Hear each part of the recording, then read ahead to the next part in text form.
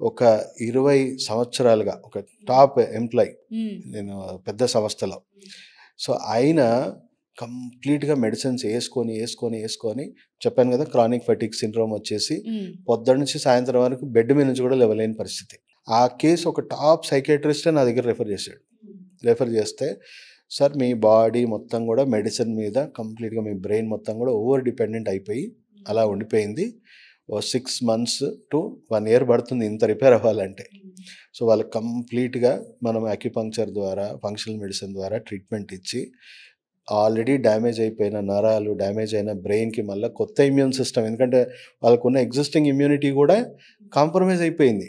ఇంక ఇలాగే బతకాలి అని. సో, మళ్ళీ కొత్త గట్ హెల్త్, కొత్త ఇమ్యూన్ సిస్టమ్ వాళ్ళ బాడీలో రీడెవలప్ చేయాలి.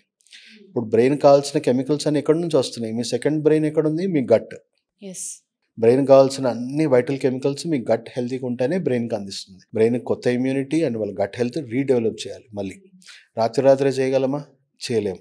సో, ఫంక్షనల్ మెడిసిన్స్‌లో అలాంటివి ఉన్నాయి. హ్మ్. ఎక్కడి నుంచి వస్తుంది సార్ ఈ ఇమ్యూన్ సిస్టమ్? ఎక్కడి నుంచి వస్తుంది గట్ హెల్త్ అంటే, వేరే జంతువుల్లో వాటి పిల్లలకి ఇచ్చుకునే ఇమ్యూన్ సిస్టమ్ ఏదైతే ఉందో అవి మనము తీసుకొని మెడిసిన్ రూపంలో ఫంక్షనల్ మెడిసిన్స్‌లో తయారయ్యాయి. గట్ హెల్తే ఉంది కదా!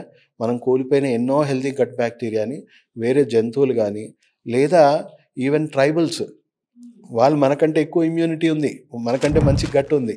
వాళ్ళ పూప్ ఏదైతే ఉందో నమ్మరు గానీ, వాళ్ళ పూప్‌లో నుంచి కూడా కొంత గట్ బ్యాక్టీరియా, మనం కోల్పోయిన గట్ బ్యాక్టీరియా మళ్ళీ మనం మెడిసిన్ రూపంలో తెచ్చుకుంటున్నాం.